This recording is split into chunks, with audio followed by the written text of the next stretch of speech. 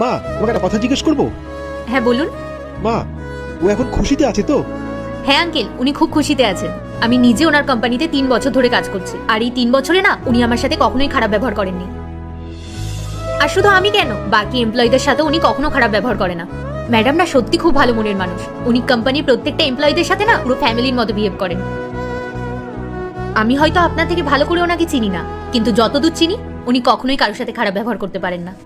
জানেন আঙ্কেল, ওনার কাছে এত বড় কোম্পানি আছে, দামি দামি গাড়ি আছে, বড় বাড়ি আছে, কিন্তু ওনার জীবনে একটাই কমতি, সেটা হলো ওনার ফ্যামিলি। উনি না আমাকে সবসময় বলেন এত কিছুর মধ্যে যদি ওনার ফ্যামিলি ওনার সাথে থাকতো না, তাহলে উনি আরো বেশি খুশিতে থাকতেন। কাজের সূত্রে উনি গ্রাম থেকেই শহরে চলে এলেন, আর ওনার ফ্যামিলি সেই গ্রামেই থাকেন। উনি কাজের ব্যস্ততার জন্য গ্রামেও যেতে পারেন না, আর এর জন্য না উনি খুব কষ্ট পান। দেখুন আঙ্কেল, কথা বলতে বলতে কতটা সময় কেটে গেল। ম্যাডাম আর কিছুক্ষণ পরেই চলে আসবেন। আপনি এক কাজ করুন, কিছুক্ষণ অপেক্ষা করে যান। চলুন না ভেতরে গিয়ে বসবেন। না মা, আমার অনেক দেরি হয়ে গেছে। আচ্ছা মা, ও কি কখনো বলেছে ওর ফ্যামিলির সঙ্গে কেন থাকে না? ওর ফ্যামিলি কেন এখানে নেই? না আঙ্কেল, এটা তো আমি বলতে পারবো না, কিন্তু জানেন উনি না সবসময় ওনার বাড়ির লোকের কথা বলেন। উনি ওনার বাড়ির লোককে খুব মিস করেন। মা, ওর বাবা আমার বন্ধু। ওর বাবা সবসময় সোমার কথা বলে। আমি এখান থেকে ফিরে গিয়ে ওর বাবাকে বলবো সোমা অনেক বড় মানুষ হয়ে গেছে, অনেক একটা মস্ত কোম্পানি খুলেছে, প্রচুর টাকা পয়সা হয়ে গেছে, অনেক বড়, অনেক কোটি টাকার মালিক ও। তুমি জানো, আমি যদি বাড়ি থেকে বলি ওর বাড়ির লোক খুব খুশি হবে, ওকে নিয়ে খুব গর্ব হয় ওদের।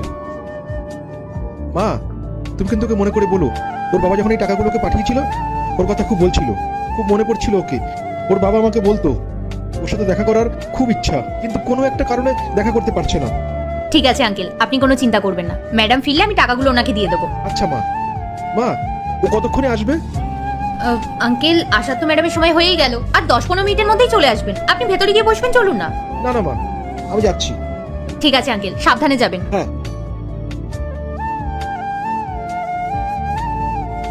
ম্যাডাম। হ্যাঁ, আমি একটু পরে ফোন করছি। হ্যাঁ বলো পূজা, কি হয়েছে? আপনার গ্রাম থেকে একজন এসেছিলেন, উনি এই টাকাগুলো দিয়ে গেলেন, বললেন আপনাকে দিয়ে দিতে। কি, গ্রামের থেকে কে এসেছে এই টাকাগুলো নিয়ে? হ্যাঁ ম্যাডাম, একটু বয়স্ক করে, কি যেন নামটা বললো, বিকাশ। বিকাশ আঙ্কেল। আরে উনি যখন আসলো তুমি আমাকে একবার কল করতে পারতে তো, আর ওনাকে যেতে দিলে কেন? বসিয়ে রাখতে পারতে।